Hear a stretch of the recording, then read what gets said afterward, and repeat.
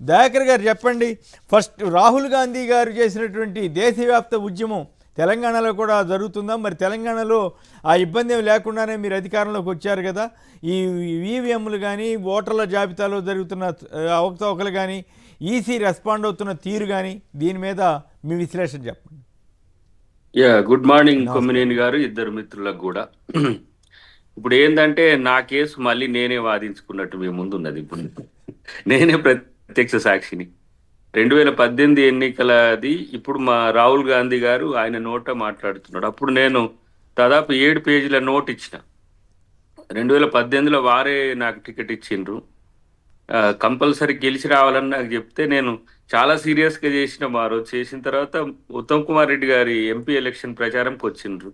ఏమైంది రిజల్ట్ అంటే ఇట్లా డిస్క్రిపెన్సీస్ ఉండిపోయింది సార్ అంటే, పోనీ ఎట్లా ఓడిపోయినావు నాకు ఒక నోట్ ఇవ్వమని అన్నాడు. సరే అని 7 పేజెస్ ఇచ్చిన. సేమ్ ఇప్పుడు అది వస్తున్నది, అది హర్యానాలో ఉన్నది.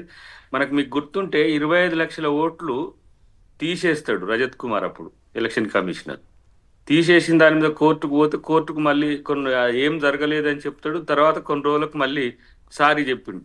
మీరు రికార్డ్ చూస్తే మన సాక్షి చూసినా కూడా ఉంటది, సారీ అని ప్రజలకు, తెలంగాణ ప్రజలకు చెప్పిండు. ఇప్పుడు అది ఒక దగ్గర 85 లక్షలు అవుతున్నాయి, ఒక దగ్గర 1 కోటి అవుతున్నాయి, ఒక దగ్గర ఏదో ఒక రకంగా జరుగుతున్నది. అయితే విచిత్రం ఏంటంటే అలాంటి కేసులు పరిష్కరించబడవు కూడా. ఇప్పుడు నేను హైకోర్టులో ఆ పిటిషన్ వేసిన, హైకోర్టు నుంచి సుప్రీంకోర్టులో ఏడిఆర్ అనే ఒక సర్వీసెస్ కంపెనీ వేసింది. ఈ నాది జత చేస్తూ 200 కేసులు వేసింది దేశం మొత్తం మీద. వాళ్ళు ఏం తీర్పు ఇచ్చిందంటే, రాష్ట్ర హైకోర్టుల్లో మీ తీర్పును చేసుకొని వచ్చిన తర్వాత మా దగ్గరికి రండి అని అన్నారు. ఇప్పుడు almost all 6th year sir. ఇది 2019 జనవరిలో వేసిన నా కేసు. ఇప్పుడు ఇది 2025 ఆల్మోస్ట్ ఆల్ ఆగస్టుకి వచ్చినాం. ఇంతవరకు బీజేపీ ఒక చట్టం తెచ్చింది, ఎలక్షన్ పిటిషన్స్ 1 సంవత్సరంలోనే పరిష్కరించాలి, అది అవునా కాదా అన్న తర్వాత మిగతా చేయొచ్చు అని అన్నది. ఇంతవరకు 6 సంవత్సరాలు అవుతుంది. హైకోర్టు నుంచి ఏం ప్రతిపాదన లేదు, లేదంటే సుప్రీంకోర్టుకు మళ్ళీ పోయినా. నేనేమని, అసలు అవి ఎలక్షన్ నిర్వహించిన ఏవైతే ఈవీఎం బాక్సెస్ ఇప్పుడు సూర్యాపేటలో ఉన్నాయా లేవా అని, దానికి సంబంధించిన వీడియో ఫుటేజ్ ఇవ్వమని చెప్పేసి పిటిషన్ కూడా వేసినాం. ఇప్పటి వరకు దానికి సంబంధించి ఏం దాఖలాలు లేవు. సేమ్ ఇప్పుడు ఇంతకుముందు ఉడ్డవెల్లి వారి గారు చెప్పినట్టే, ఎన్నికల్లో పోలైన ఓట్లకు లెక్కించిన ఓట్లకు 1050 తేడా ఉన్న కేసు నాది.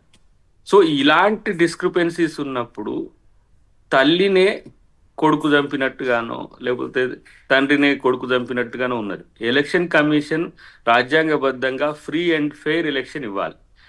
దీంట్లో ఒక మతలబు కూడా చెప్తాం మీకు. అప్పుడు మాతో పొత్తులో ఉన్నారు చంద్రబాబు గారు. 2018 ఎన్నికల్లో. 2018 ఎన్నికల్లో ఈ జరిగింది ఏంటి అని చెప్పి కూడా టీడీపీతో కలిసి మేము ఒక రివ్యూ చేసినాం, ఎట్లా ఓడిపోయింది కాంగ్రెస్ పార్టీ. అయితే ఆంధ్రప్రదేశ్లో కూడా ఏ విధంగా జరగబోతుందనే విషయాల్లో కూడా వాళ్ళు తెలుసుకోవాలనే ఉద్దేశంతో అప్పుడు దీంట్లో చాలా సీరియస్గా ఉంటుంది. అయితే అప్పుడు కొట్లాడిన దాంట్లో ఉద్ధవ్ ఠాక్రే వాళ్ళ బ్రదర్, మన రాజ్ ఠాక్రే, తర్వాత మమతా బెనర్జీ గారు, చంద్రబాబు నాయుడు గారు ఒక జాయింట్ యాక్షన్తో పోరాడాలి మోడీ మీద అని చెప్పినా కూడా తర్వాత క్రమంగా ఆమె మమతా బెనర్జీ వెనకకు పోయింది, చంద్రబాబు నాయుడు గారు కూడా పోరాడలే. చివరికి ఆ కేసులన్నీ అట్లనే 200 కేసులు ఇప్పటికి పెండింగ్లోనే ఉన్నాయి. సో ఎలక్షన్ కమిషన్ ఇన్ని పార్టీలు అనుమానం చెప్తున్నప్పుడు ఏకపక్షంగా ఉండాల్సిన అవసరం ఏంటి? అంటే చంద్రబాబు నాయుడు గారు మళ్ళీ బీజేపీలో కలిసిపోయారు కదా, గొడవ లేకుండా తెలివిగా. అదే ఇప్పుడు దాని కొరకు పోరాడకపోవచ్చు, పోతా అని చెప్పి ఉద్దేశం. మళ్ళీ వారు 2019 ఆంధ్రప్రదేశ్ అంటే మీరేం అనుకోకపోతే, కాకపోతే ఇప్పుడు ఆయనకి కూడా మీ పార్టీ అక్కడ కూడా మద్దతు ఇస్తున్నట్టుందిగా. ఆయన అక్కడ జరుగుతున్నటువంటి వాటి గురించి రాహుల్ గాంధీ గారు కూడా ఎక్కడేం ప్రస్తావించకుండా జాగ్రత్త పడ్డారుగా. మొత్తం మీద అక్కడ కాంగ్రెస్ బీజేపీ అక్కడ వరకు కలిసిపోయినట్టున్నాయి ఏపీలో.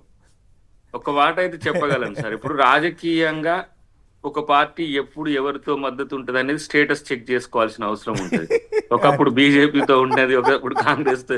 ఇప్పుడు రీజనల్ పార్టీస్ కుండే ఒక లిమిటేషన్ ఇది. సరే, అది వాళ్ళను అక్కడ తెలివిగా రీజనల్ పార్టీకి అనుకూలంగానే బీజేపీతో కలిసే కాంగ్రెస్ సఖ్యతగా ప్రయాణం చేస్తా ఉంది అక్కడ. అయితే నేనంటున్నది ఏంటంటే, అతిపెద్ద ప్రజాస్వామిక వ్యవస్థగా అవతరించిన భారతదేశంలో ఎలక్షన్ లో ఓట్లు అనేది పేద ప్రజల నుంచి ఉన్నత వర్గాల వరకు ఒకే ఓటు ఒకే విలువ. ఈ విలువని ఓటే ఇలా కన్ఫ్యూజ్ అయింది. వేస్తున్నది ఓటర్ వేస్తున్నాడు.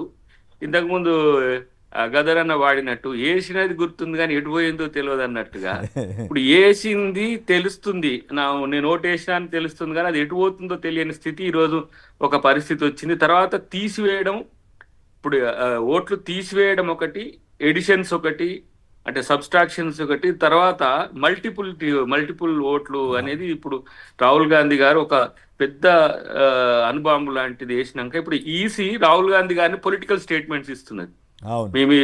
మీరు ఎందుకు ఇట్లా అని బెదిరిస్తున్నారు? సమాధానం చెప్పాల్సిన వ్యవస్థ కాస్త బీజేపీ లాగా తిరగబడడం అంటుందని అంటేనే అక్కడ జరుగుతున్న దానికి ఎవరు రెస్పాన్సిబిలిటీ ఉండాలి?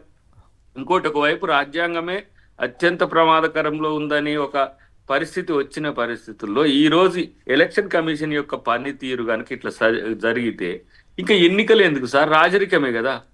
రాజరికం పోవాలనే కదా మనం ఓటును తెచ్చుకొని ఇలా పార్లమెంటరీ వ్యవస్థను తెచ్చుకున్నాం.